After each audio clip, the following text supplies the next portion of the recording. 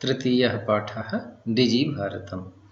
Digi Bharatam इसका तात्पर्य होता है डिजिटल इंडिया या डिजिटल भारत। अद्य संपूर्ण विश्वे डिजिटल इंडिया इत्यस्य चर्चा श्रूयते। आज संपूर्ण विश्व में डिजिटल इंडिया की चर्चा सुनी जा रही है। अस्य पदस्य कः भावः इति मनसि जिज्ञासा उत्पद्यते। और इस पद का क्या भाव होता है, इस प्रकार की मन में जिज्ञासा उत्पन्न होती है। काल परिवर्तनेन सह मानवस्य आवश्यकता भी परिवर्तते। काल परिवर्तन के साथ, समय के परिवर्तन के साथ साथ मानव की आवश्यकता का भी परिवर्तन होता है।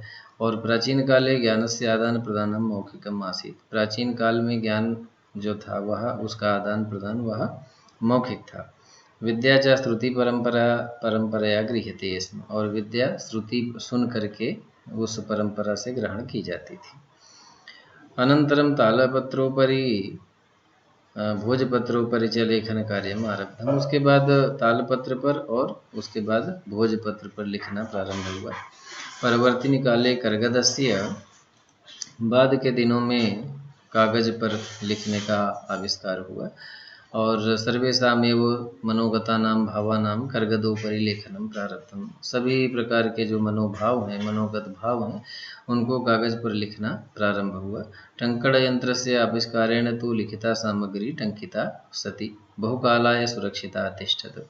और जो टाइपिंग टंकण यंत्र का आविष्कार हुआ, उसमें क्या हुआ कि लिखित सामग्री टंकिता सती, उसमें टंकण करके ऐसे और बहुत समय तक सुरक्षित की जा सकती थी। वैज्ञानिक प्रविधे, जो वैज्ञानिक तकनीक थी, उसकी प्रगति यात्रा पुनरपि अग्रे गता। उसकी प्रगति यात्रा आगे गई। और अद्य सर्वाणि कार्याणि संगणक नामकेन यंत्रेण साधितानि भवन्ति। आज सभी प्रकार के कार्य संगणक कंप्यूटर के द्वारा संपन्न होते हैं। समाचार पत्राणि पुस्तकानि च कंप्यूटर माध्यमेन पठ्यन्ते लिख्यन्ते च। समाचार पत्र पुस्तक कंप्यूटर के माध्यम से पढ़े और लिखे जाते हैं। करगदोद्योगे वृक्षाणाम उपयोगेन वृक्षाः कर्तन्ते। और कागज का जो उपयोग था, कागज के उद्योग में वृक्षों का अधिक उपयोग होता था, इसलिए वृक्ष अधिक काटे जाते थे। परम संगणकस्य अधिकाधिक प्रयोगेण, कंप्यूटर के अधिक से अधिक प्रयोग करने पर वृक्षाणाम कर्तने न्यूनता भविष्यति। पेड़ कटाई में थोड़ी सी कमी आई, इस प्रकार का विश्वास। अनेन पर्यावरण सुरक्षायाः दिशि महानोपकारो भविष्यति। यदि संगणक का ज़्यादा उपयोग होगा, वृक्ष नहीं कटेंगे, तो पर्यावरण की सुरक्षा के लिए बहुत अच्छा उपकार होगा और बहुत अच्छी बात होगी। और कहने का तात्पर्य है कि अधुना आपणे वस्तुक्रयार्थम रूप्यकाणाम अनिवार्यता नास्ति।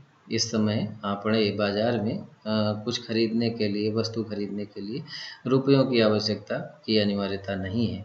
डेबिट कार्ड, क्रेडिट कार्ड इत्यादि सर्वत्र रूप्यकाणाम स्थानं गृहीतवन्तौ। डेबिट कार्ड और क्रेडिट कार्ड ये सब रुपयों का स्थान ले चुके हैं।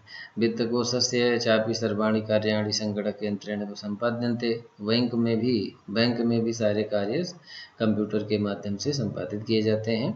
बहुविधाः अनुप्रयोगाः मुद्राहीनाय विनिमयाः सहायकाः सन्ति। बहुत प्रकार के एप्लीकेशन आ गए हैं, उनके माध्यम से आप बिना पैसा दिए ही लेन देन कर सकते हैं। कैशलेस ट्रांजैक्शन में सहायक है। कुत्रापि यात्रा करणीया भवेत् रेलयान यात्रापत्रस्य वायुयान यात्रापत्रस्य अनिवार्यता अद्य नास्ति।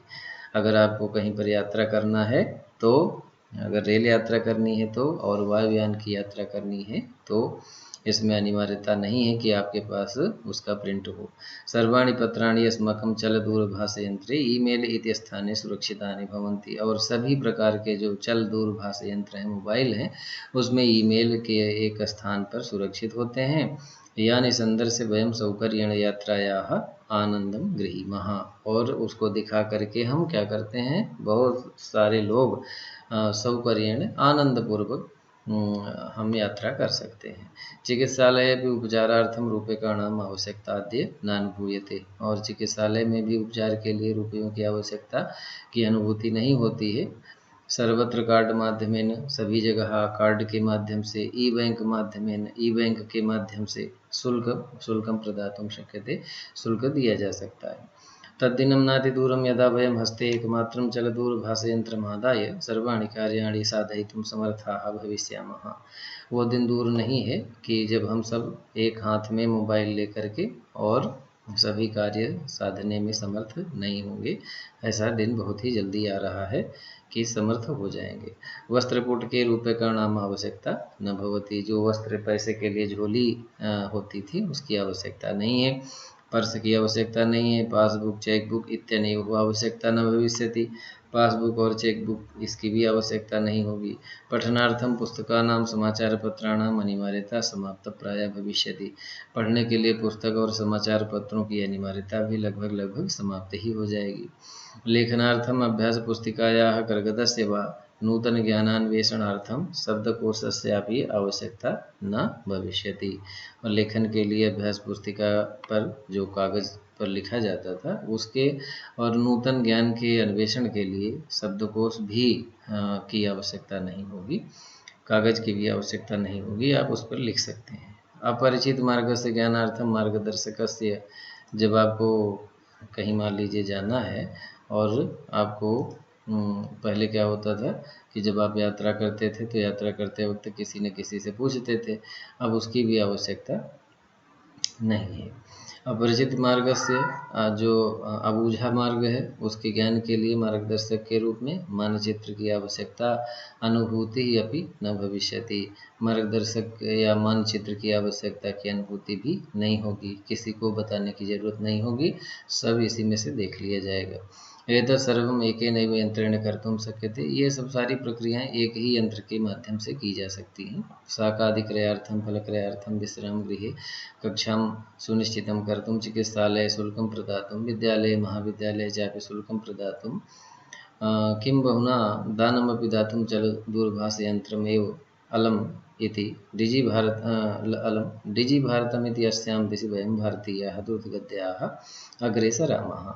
अगर फल खरीदना है तो, सब्जियां खरीदना है तो, होटल बुक करना है तो, और चिकित्सालय में शुल्क देना है तो, महाविद्यालय में शुल्क देना है तो, अधिक क्या कहा जाए दान भी देना है तो भी मोबाइल के द्वारा दिया जा सकता है। तो इस कारण से जो डिजी भारत है, जो डिजिटल इंडिया है, वो इस दिशा में बहुत आगे बढ़ रहा है और हम सब भारतीय जो है बहुत तेज गति से आगे बढ़ रहे हैं, जिसके कारण हम कहा जा सकता है कि भारत जो है वो डिजिटल इंडिया की तरफ बढ़ रहा है।